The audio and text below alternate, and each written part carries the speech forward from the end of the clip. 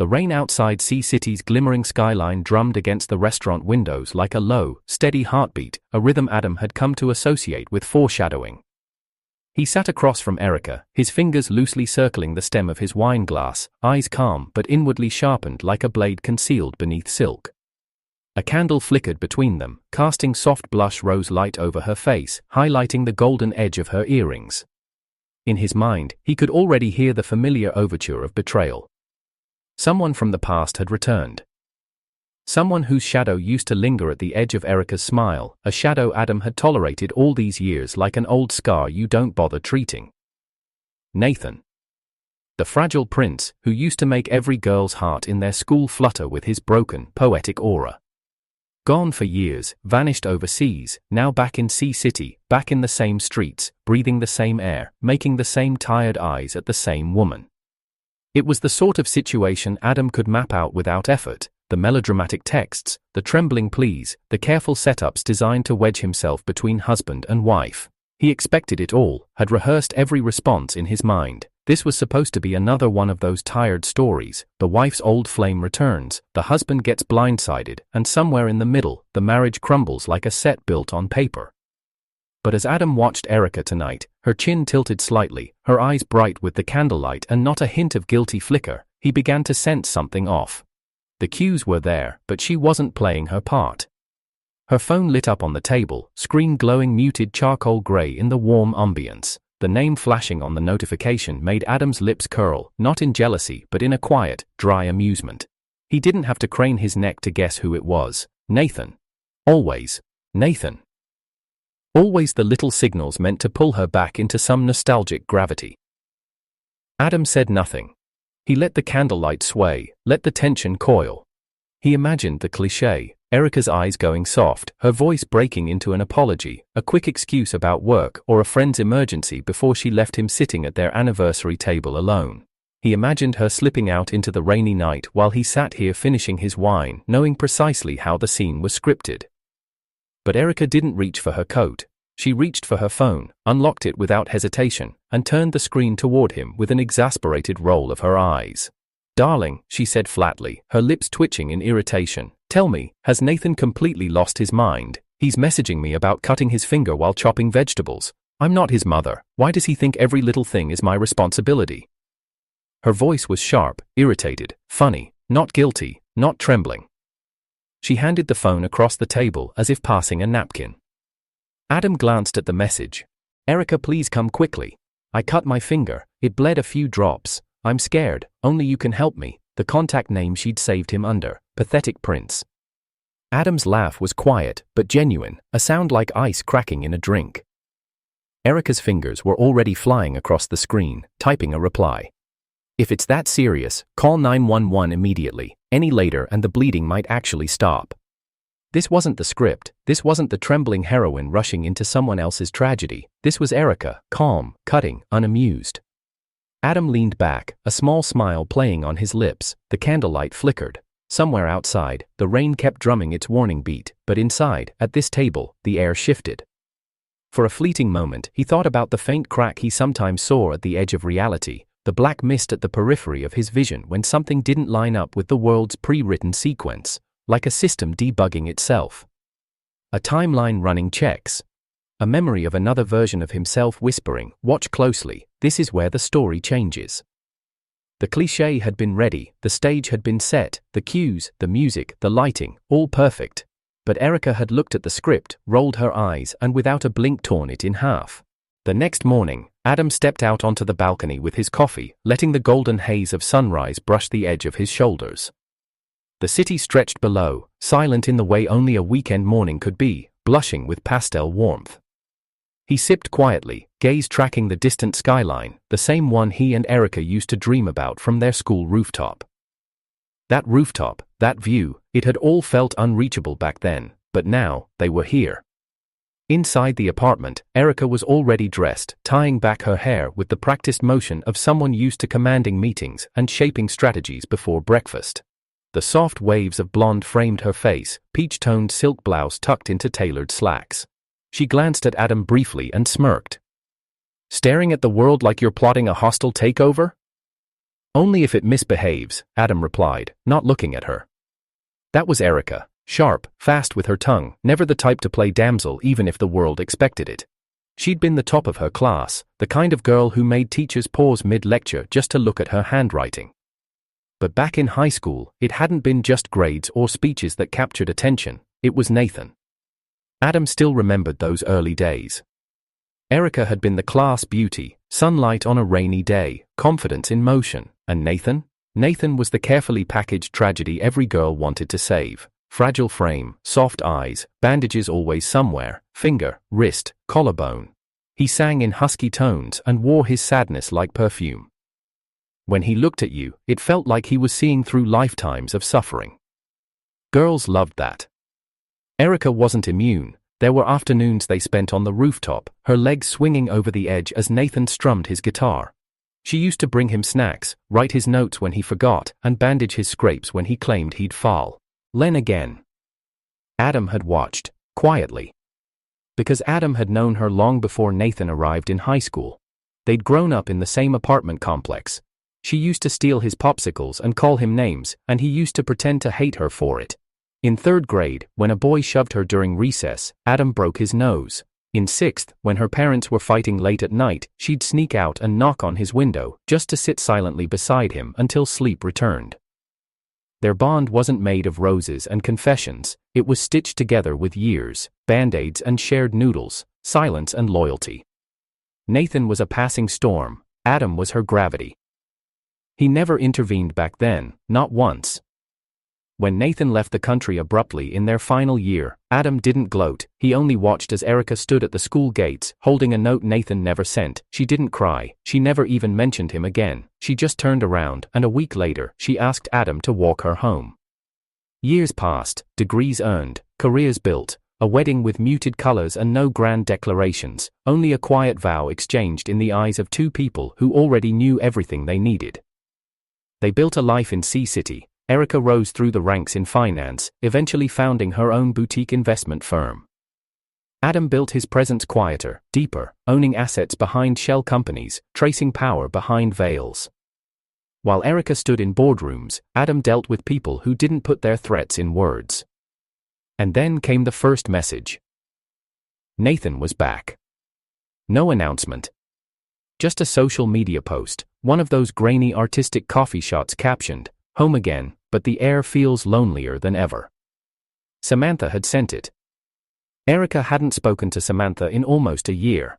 Once her closest confidant, Samantha had grown colder after Erica's success.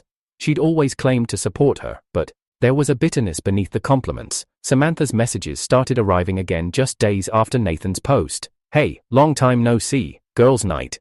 Erica had scoffed. "I know when someone's trying to line up a reunion drama," she muttered, phone tossed aside. Adam had nodded, as he always did, but internally, he marked the date. They had once all shared the same classroom, he could still see it clearly, Erica's handwriting glowing under sunlight. Nathan sitting in the corner, bruised knuckles on his guitar strings. Samantha whispering too eagerly, eyes always watching what Erica had. The past wasn't some distant story, it had been written beside him, line by line, and now, old characters were returning. When Erica read Nathan's first direct message, she didn't flinch, she showed it to Adam, it was full of soft regret and open wounds. "I saw you from across the road yesterday, you looked beautiful, just like before, I wish I'd never left." Erica rolled her eyes. "We spoke 4 words in high school, and one of them was, goodbye." But Adam didn't laugh. He knew men like Nathan. The ones who believe time owes them another chance, the ones who think women are safes, they forgot the code too, and that if they just twist the dial right, the door will open again. Erica wasn't a safe, she was a wall of fire. Still, Adam remained alert. Nathan's kind didn't approach directly, they circled, they waited, they used others, just like Samantha. He saw it in the sudden, out-of-nowhere invites, in the way Samantha mentioned Nathan casually, in the way she said, "Maybe just meet once to clear the air, don't you owe yourselves that?" Oh. No, if anyone owed anything, it was Nathan, and Adam had no interest in collecting, he was simply watching, waiting, because in a world where people played pretend, the man who moved last, moved best. Already, Adam sensed something deeper, threads shifting beneath the surface, like rules were being enforced, like choices had weight. Sometimes, when he looked at his reflection too long, he felt it. The pressure of another life. One where Erica didn't choose him. One where Nathan got there first. A life rewritten. He didn't know why that thought haunted him. But he knew this much. If someone was pulling strings behind this world, writing stories like they were bound to fail, they picked the wrong marriage to ruin. Because Adam had never been the side character. He had only been waiting for his turn to speak. The waiter had just brought out dessert, peach and rosewater panna cotta, soft and glistening under golden candlelight, when Erica's phone buzzed again. Adam didn't react, though he had already counted the frequency, twice during the appetizers, once midway through the entree, and now. She picked it up without hesitation. The screen lit her features with a faint pastel glow, a digital blush layered over her cheekbones. Adam saw the twitch in her eyebrow before she said a word. "Of course," she muttered. Again. Adam didn't need to ask who it was, but Erica turned the phone around anyway, letting him see the message himself. "Nathan. I was slicing vegetables and the knife slipped. It bled a bit. I don't know, I felt dizzy. Can you come over? I don't trust myself right now." She tilted her head toward Adam, smirking. "Should I bring him a Dora Band-Aid? Or maybe a sippy cup and some emotional stability?" Adam raised his glass slightly. "I'd go with the Band-Aid, easier to apply." Erica grinned. "You're right, or maybe this." She typed rapidly, reading aloud as her fingers danced. "Oh no, a paper cut. Quick, call the ER. No? Then call your mother. Oh wait, you messaged me instead." She hit send without hesitation, placed her phone face down, and picked up her fork. "Honestly, at this point, I feel like I should charge him for emotional babysitting." Adam didn't laugh, but his smile was genuine. "You're not the free trial he remembers." "Exactly, and yet he keeps logging in." She returned to her dessert as if nothing had happened. But Adam remained watchful. Not because he was jealous, never that, but because Nathan wasn't reaching out randomly. His timing was precise, surgically inserted into moments that mattered. He wasn't testing Erica, he was testing the cracks. The next morning, the sun had barely stretched across the windows when Erica groaned, rolling over to check her phone. "Ugh, he's messaged again." Adam, still half asleep, propped himself up on one elbow. "Let me guess, he tripped over his emotions and scraped his dignity?" She snorted. "Close." She read it aloud. "I didn't sleep last night, my chest feels tight, I think it's anxiety, or something worse. Please, Erica, you were always the one who understood me, can you come, just talk, I won't ask for more." Erica rolled onto her back and stared at the ceiling. "Talk? Sure. Let's discuss how he's 33 and still thinks being emotionally fragile is a personality trait." Adam remained quiet, watching her. Erica wasn't shaken. She was annoyed, and that, more than any declaration, told him she was rooted. Still, Adam said, "You know what this is, right?" "Yeah," she sighed. "He's pushing to see if I'll drop everything, come running, play Florence Nightingale for his pretend breakdown. Do you want to block him?" "I do." She turned to face him. "But I also want to see just how low he's willing to go. I mean, at this point, it's a game. He thinks I'll crack if he dials the drama hard enough, like we're in some soap opera." Adam raised a brow. "We are," she laughed. "Except I refuse to play the dumb wife who leaves her actual husband to tend to a walking trauma aesthetic with a guitar and a mood disorder." The phone buzzed again. This time, it was a call. Erica stared at it, then answered with a sigh, placing it on speaker. Nathan's voice spilled through, shaky and low. "Erica. I didn't know who else to call. I'm not okay. It's getting worse. The world feels wrong, like I'm not supposed to be here." She blinked. "Nathan, you've been back in the country 2 weeks. Maybe give it a month before descending into existential dread." "Please," he whimpered, "just come, I'm not asking for anything else." "You are," she said coolly. "You're asking for my time, my attention, my guilt. You're asking me to carry a version of you I didn't ask for, and frankly, one I never wanted back." Silence on the line, then a whisper. "When you were with me, you were softer, kinder. I remember that. I miss it, don't you?" Erica's voice sharpened like a blade. "You know what I remember. A boy who needed saving, but never once asked if anyone had the strength to save him. I remember being 17 and tired of being his emotional crutch, his escape, his performance audience. She stood up, pacing now. Her reflection in the window was framed in dusky mauve shadow, her hair catching the light like gold wire. "Nathan," she said, cold now. "You're not a poem, you're not a metaphor, you're just a man who hasn't grown up, and I'm not in love with potential, I'm married to someone real." Nathan's voice cracked. "You'll regret this." She didn't flinch. "Only if I look back." She ended the call. Adam, still calm, finally spoke. "You handled that." She turned to him, mouth pressed into a line. "I wanted to scream." "Then why didn't you?" "Because that's what he wants. An echo chamber. Emotional fireworks. He wants me shaken so he can offer to steady me." Adam stood, walking to her. His hand brushed against her lower back. She didn't move away. "You know," he said softly, "they always write stories where the old flame comes back, and suddenly the marriage is the obstacle, like love is a math problem waiting for the right variable to ruin it." Erica looked up at him. And I'm not afraid of math. I know what we built. I know every version of you, even the 17-year-old you who once looked at him like he was something, and I still married the woman you became." Her breath caught slightly, not from emotion, but from relief. Because even the strongest women sometimes need to know their choices won't be rewritten by someone else's nostalgia. Adam brushed her hair back, voice low.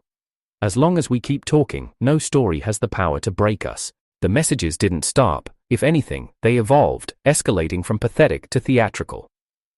By midweek, Nathan had moved on from bleeding fingers and sleepless nights to photos of hospital beds. One arrived in the middle of Erica's client meeting. She glanced at it once, then turned the phone over without comment, but Adam saw the faint twitch in her brow when she walked through the door later that night. He didn't ask, he didn't need to. The moment her bag hit the chair, she muttered, "He's admitted himself into some second-rate clinic."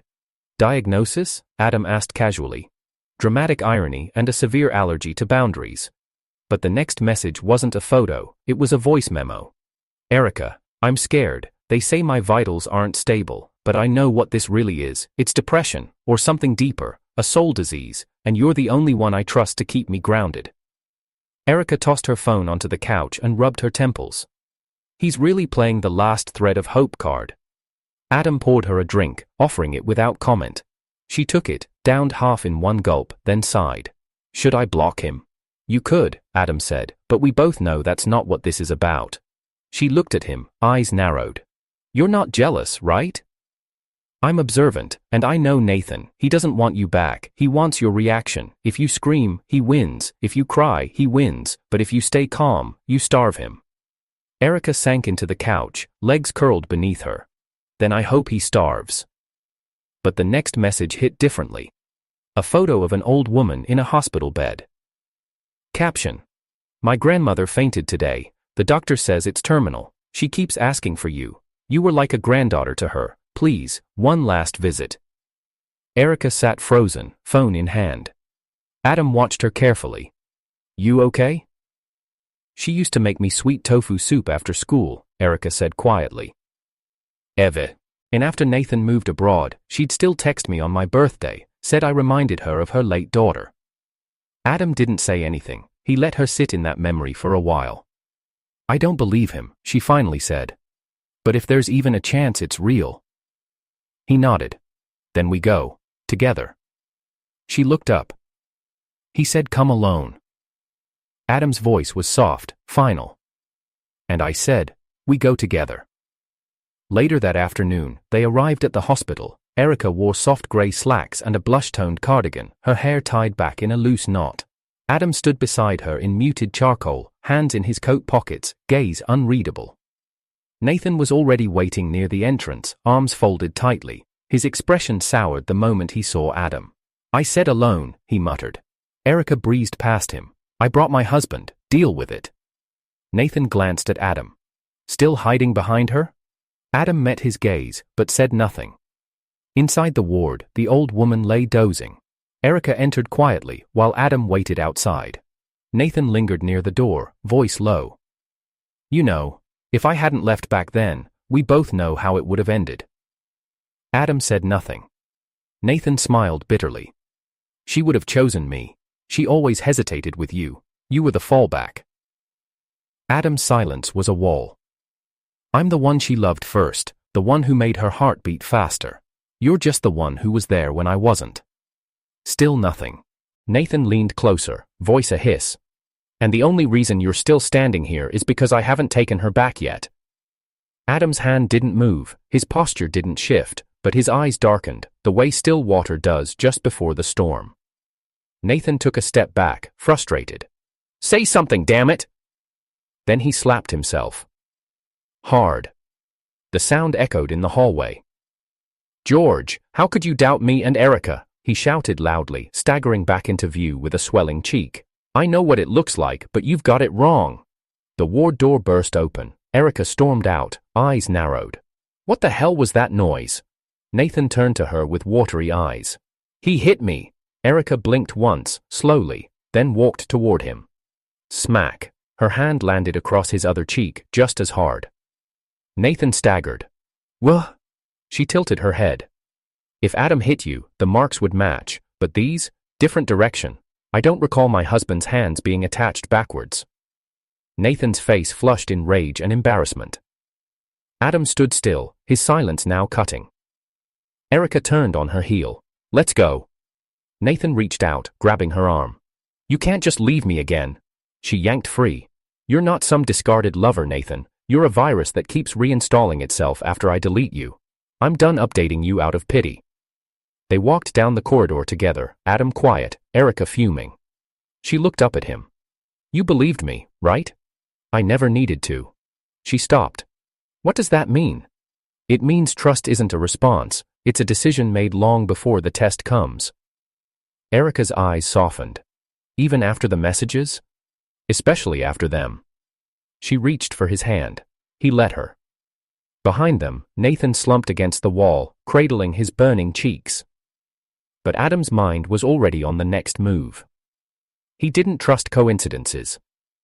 And the timing of the hospital, the grandmo, there, the slap, it felt arranged. Like Nathan wasn't the one writing this plot. Like someone else was. And somewhere, just beyond his reach, Adam could feel a thread, one that ran not only through Nathan, but through Samantha, too. It was a Thursday when Samantha called. Erica had just finished her quarterly budget review when her screen lit up with the name, one she hadn't seen light up in over 10 months. She stared at it a moment, lips pressed tight, then answered. Samantha? Erica. Oh my God, I know it's been forever, I miss you. The voice was sugary, bright. Listen, I'm putting together a little girls' night, just us, old times, you, me, Laura, Lisa, Luna. 7 p.m., Sea City Welcome Hotel, room 905, we'll order snacks, talk, unwind, you need a break from all those boardrooms. Erica's instinct flinched, but years of history clouded the reflex. Samantha had been her closest friend once, her shadow in high school, her wingwoman through college. That trust didn't vanish overnight, even if it should have. Erica hesitated. You sure this isn't just a Nathan cameo dressed as nostalgia? What? No, don't be paranoid, he's not even in this city tonight. He went to see some producer friend in Westbridge. Come on, Eri, we need to catch up. Adam was watching from the kitchen doorway, leaning on the frame, sipping coffee. When she hung up, he raised a brow. Samantha? Yeah, girls' night, she said, trying to sound nonchalant. She says it's just the old crew, I don't know. He didn't blink. You want to go? I don't know. Then go. She tilted her head. Just like that? Adam walked toward her, gently brushing a hand over her shoulder. We don't fight ghosts by hiding from them. That night, Erica dressed light, soft makeup, nothing dramatic, a fitted pastel beige blouse, dark jeans, hair in a simple twist. I'll call when we're done, she said, grabbing her small purse. Adam kissed her cheek. Of course. She left. Adam watched her tail lights vanish through the window reflection, then he turned and dialed. I need a team near Sea City Welcome Hotel. Quiet, I'll go in first. 5 minutes later. He stepped out of the building, but not to drive away, to follow. The lobby of the hotel smelled of roses and faint disinfectant. He gave the front desk a neutral nod, moving like a shadow toward the elevators. Room 905 was down a carpeted hall with dim lighting. The moment he neared, he heard Erica's voice, raised, furious. "You tricked me? Samantha, are you serious?" "Erica, listen." "No, you lied. You said it was just the girls. Where are they?" "They bailed. Look, I just thought." Adam's hand was already on the door. He didn't knock. He kicked it open. The scene inside froze. Erica stood swaying near the coffee table, a half-drunk glass of wine in her hand, her eyes glazed but defiant. Nathan had one hand on her arm. Samantha was by the minibar, pale, frozen. "Step away from her." Adam's voice was steel. Nathan turned slowly, and his entire demeanor shifted.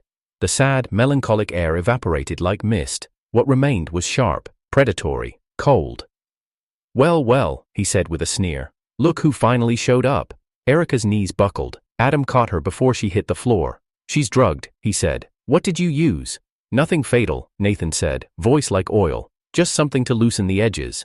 Samantha whimpered. "I didn't know he'd—" "You knew exactly what this was," Adam snapped, not even looking at her. Nathan lunged. For all his softness, his frailty, his poet's build, he moved like a serpent uncoiled. Hands like claws, he aimed straight for Adam's throat. But Adam didn't flinch. In a blink, his body twisted. One leg snapped upward, a precise side kick that landed squarely in Nathan's chest. The crack of impact echoed. Nathan flew back, crashed against the wall, slumped. He tried to rise. Adam stepped forward, pinning him down with nothing but presence. Samantha began crying. "Please, this wasn't supposed to happen. He said he just wanted to talk. I didn't know he said you were always in Erica's shadow," Adam said quietly, "that she had everything you wanted, and he could help you get some of it back." Samantha froze, her mascara streaked. "You don't know what it's like," she whispered. "She wins at everything, and he said." "Save it." Adam turned. "Keep your excuses. Save them for court." The door burst open behind him. Police, exactly on cue. Nathan groaned from the floor. Samantha wailed. Erica trembled in Adam's arms. The officers moved quickly. Nathan was cuffed, the wine glass sealed in an evidence bag, Samantha handcuffed through tears.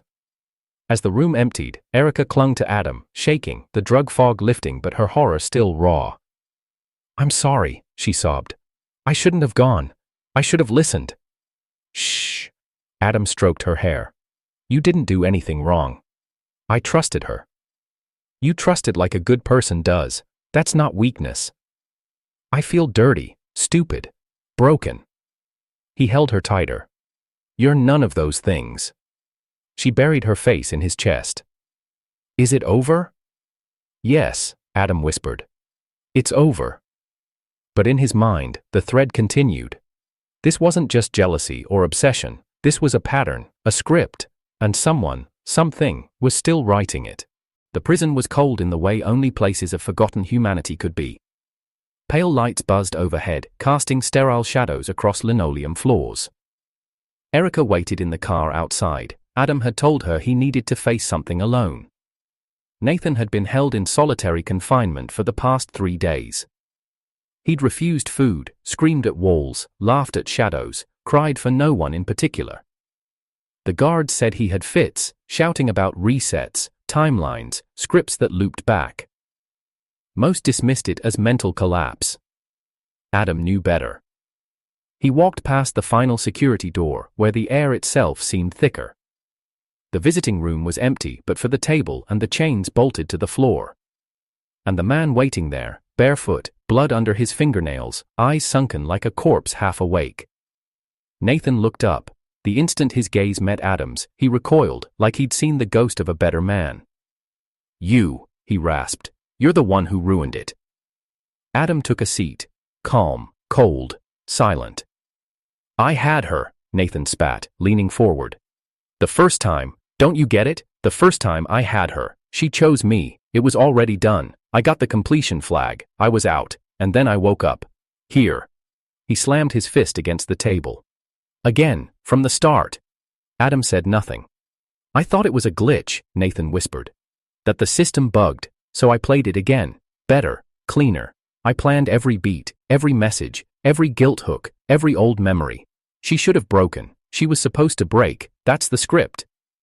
He leaned closer, eyes wild. But then you started changing. You weren't supposed to matter, just a placeholder, a convenience. She loved me, I was her emotional origin. You were the stability node, static, replaceable. Adam's voice was quiet, the words cutting through the room like cold steel. She chose me before you ever mattered. Nathan Flynn's. Ched. Adam stood, stepped closer to the glass partition. You don't understand where you are, Nathan. You're not in a story, you're in a reckoning. Nathan's hands gripped the table edge. You don't get it. You're just another character. Another obstacle. You're not real. I've looped hundreds of times. I've stolen wives, broken families, ruined kings. I've played the heartbroken, the savior, the villain. I've worn all the masks. He was trembling now. But this time, this world, it won't let go. Why won't it let me go? Adam finally spoke the truth. Because this time, you picked the wrong woman, and the wrong man. Nathan blinked. What? What are you saying? Adam stepped forward, the air around him warping like heat waves, though the room only grew colder. I'm not just Adam, he said calmly. I'm the soul entrusted by the original Adam of this world, the man you killed in a different timeline. A man who died screaming, confused, betrayed by the woman he loved and destroyed by a stranger who called it a mission. Nathan paled, the blood draining from his face. He came to me, Adam continued, his soul splintered, pleading, not for revenge, but for her freedom, for the truth to be revealed, for the story to end. The world around them shifted, the air stopped, time itself slowed to a crawl. Lights flickered once, and froze in mid-glow. Guards mid-blink outside the room turned into unmoving statues. A swirling darkness bled into the corners of the chamber, like ink bleeding from ripped paper. Nathan stood suddenly, chains rattling. No, no, the system, where's my system? System, I forfeit the mission, take me out. No answer. Adam walked toward him through the frozen world, each step echoing like thunder in a vacuum. There's no system now, Adam said softly. No reset button, no audience, just us. You can't do this, Nathan screamed, his form beginning to downwise. Stort, glitches of black fog tearing through his skin, fragments of different faces flickering across his features. This world isn't yours to judge. But it is now. Adam raised his hand. Black mist surged toward Nathan, drawn to his presence like a scent remembered. It wrapped around Nathan's body like chains, sinking into his skin. He shrieked as the falsehoods peeled away, every stolen memory, every fabricated affection, every manipulation he had ever performed through timelines, dragged screaming from his core. Adam stepped forward, placed a hand on Nathan's chest, and the system inside him howled. A pulsing orb of fractured light was ripped free, buzzing with corrupted codes, command triggers, rewritten affections, memory flags. Adam stared at it. Ugly little parasite. And then, he devoured it. The orb dissolved into light and shadow, swallowed into Adam's chest. He didn't flinch, just exhaled. The black mist shrank, and the world began to thaw. Nathan collapsed to his knees, what was left of him, his body cracked open like rotting wood. His final whisper was a whimper. She was mine. And then, there was nothing. Only silence. Erica sat outside the prison gate in the car, watching the snowfall, thin and soft, not from weather, but from release. She didn't see the frost that had momentarily glazed the windows, but she felt it lift. When Adam returned, she looked up with tear-glazed eyes. You did something, didn't you? He sat beside her. It's done. Is he gone, for good? She reached for him, her hands were still trembling. Back in court, Samantha received a sentence for attempted assault, drug conspiracy, and collusion. Her cries were not of remorse, but of panic. Erica stood tall beside Adam, her posture still softening after weeks of recovery, but her gaze was steel now. The woman who once trusted too easily was no longer breakable. After the trial, Erica curled into Adam's arms on their couch, blanket draped over her shoulders. He was never really from here, she said quietly. No. Then why me? Adam pulled her seat. Loser. Because in every world, someone like him always wants to see what happens when light breaks. She looked up at him. And you? I don't let the light break, I rebuild it. She smiled through the tears.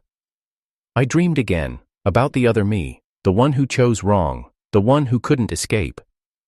Adam said nothing. She said thank you. Not to me, but to you. He kissed her temple. Then I'll live for both of us. Outside, the stars returned. The story's final act had closed. No resets, no manipulations, only silence and peace. The morning arrived slow and gold, the way peace tends to sneak in once the noise has been silenced.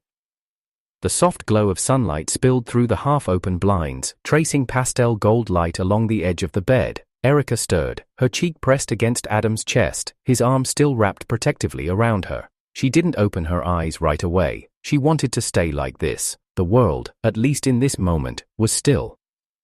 His heartbeat, steady beneath her ear, was the only sound she needed, a real rhythm, no glitches, no scripts. Her lashes fluttered. She inhaled, exhaled, then whispered, "Adam, I had that dream again." He didn't speak, just tightened his hold gently, urging her to continue. "She looked like me," Erica murmured, but her eyes were bloodshot, her mouth shaking. A ghost. But not scary, just grieving.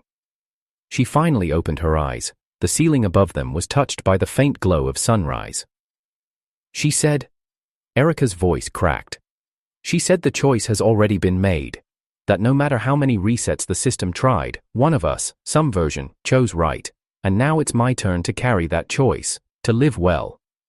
Tears slid silently into the pillow. She said, live well for both of us. Adam reached for her face, brushed a strand of hair away, then kissed her forehead slowly, deliberately, like sealing a promise in flesh and light. Then let's live well, he whispered, for all timelines. Erica smiled through the tears, her heart suddenly light enough to rise. Outside the window, Sea City awakened beneath soft morning blush. The skyline no longer loomed with shadows. It stood tall, witness to a story that would no longer repeat. Later that day, Erica opened her phone to silence. No notifications, no missed calls, no system-born ghosts trying to claw back into her world. She scrolled through her contact list once, paused briefly at a name she used to see every day. Samantha. She stared at it for a moment, then held down on it. Delete contact, confirm, done. The digital trace erased, the emotional one already fading. Samantha had been sentenced. 1 year for drug conspiracy, manipulation, attempted coercion. Her courtroom breakdown was still replaying across social media. Erica didn't watch it. She had lived enough betrayal in real time. And Nathan? Still in a medically induced coma. His mind, fractured after the prison breakdown, had collapsed entirely when the system was stripped from him. There were rumors he sometimes muttered names in his sleep, mostly Erica's, but also versions of her no one recognized. Ari, Elin, Soraya, each one a failed mission in another world. Now, he simply lay in silence, a breathing reminder of what manipulation could become when the mask of charm decayed. Erica didn't hate him anymore, she simply didn't need to remember him. In the kitchen, she poured coffee into 2 mugs. Adam stood at the counter, scrolling through a light newsfeed on his tablet.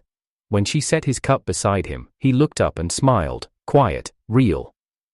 "You deleted her," he said softly. "I did. Any regrets?" "No," she said, "just relief." They sat together on the balcony, letting the morning unfold like a promise. She rested her head against his shoulder. "You're staying, aren't you?" she asked suddenly, not looking at him. "I already have. I mean really staying." Adam turned slightly, eyes dark and clear. "I'm not just borrowing this life anymore. I've rooted into it. There's no version of me outside of this now. The original Adam, the one who came to me, he passed everything to me. Soul, memory, love, protection. I'm not leaving." Erica nodded, her smile soft as sunlight. "Good. I want you, this version, whole, merged, chosen." He looked at her. "I've carried timelines before," he said, "but none felt like this. None ever made me want to stay." She laughed lightly. "I guess I must be special." He kissed her hand. "You are the anchor the system couldn't corrupt." The rest of the day passed in simple joy, grocery runs, fresh flowers for the windowsill. A handwritten note slipped into Adam's coat pocket that read, "Thank you for choosing me, again and again, in every world." That night, Erica curled up beside him again, her body warm, her mind finally quiet. "Do you think they'll try again?" she asked softly. "No," Adam said. This arc is closed. And you'll stay? He smiled. As long as you're in this world, so am I. She closed her eyes, exhaled. Good, because I don't want anyone else walking this road with me. And he didn't say anything. Because he didn't need to, they both knew. In this timeline, there would be no more resets, no more ghosts. Just Adam and Erica. The story, reclaimed, the damage, healed, the future, theirs. To accept another's soul is to fulfill their love, and I will walk this road, as Adam, and only Adam.